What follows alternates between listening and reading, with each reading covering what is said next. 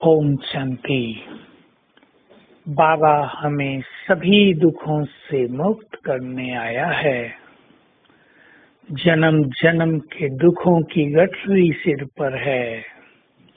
अब उस सब को उतार कर स्वयं को संपूर्ण सुखी बना दें।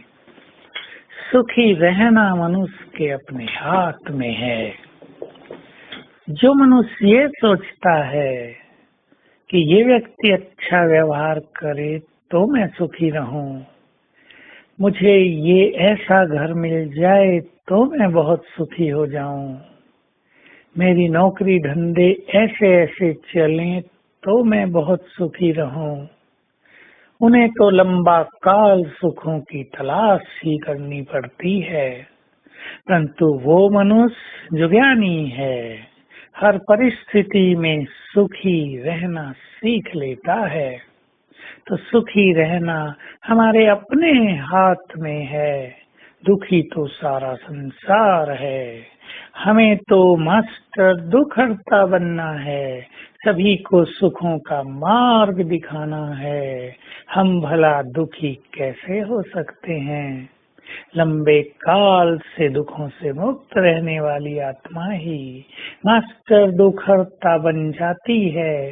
भक्ति में भी उसकी मूर्तियों के दर्शन करके उसका नाम जप के लोग दुखों से मुक्त होते रहेंगे।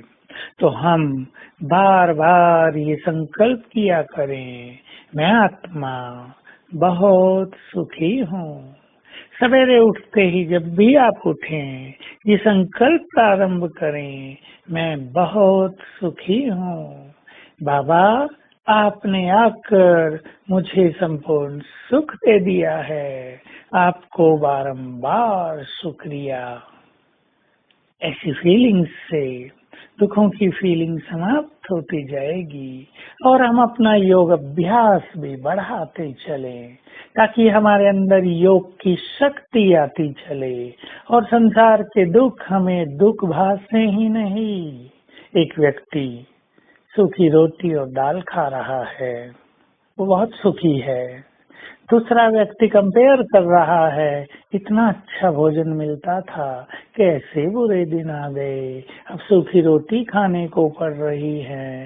हे भगवान तुमने हमारे लिए ये क्या कर दिया?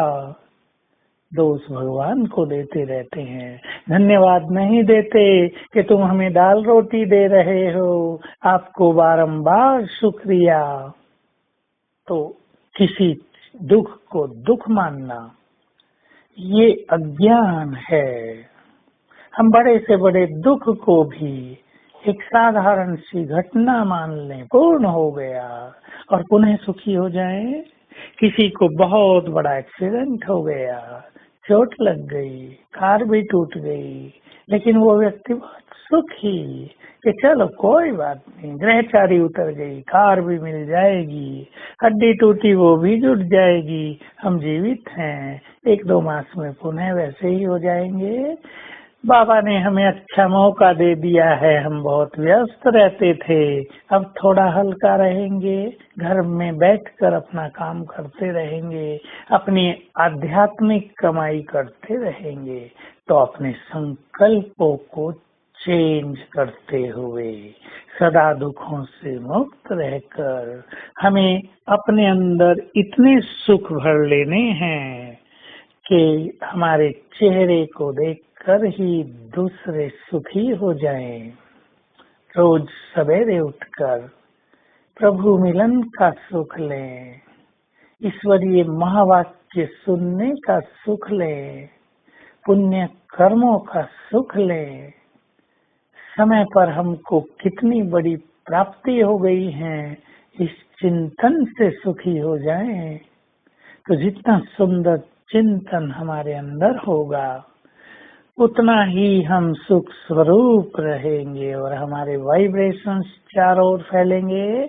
आपके घर में भी सुखों के वाइब्रेशंस फैल जाएंगे। तो आज सारा दिन हर घंटे में कम से कम 5 बार ये अवश्य याद कर लें, मैं आत्मा संपूर्ण सुखी हूँ, मैं संपूर्ण सुखी हूँ। और बाबा आपने आकर मुझे बहुत सुख दिया, आपको बारंबार शुक्रिया।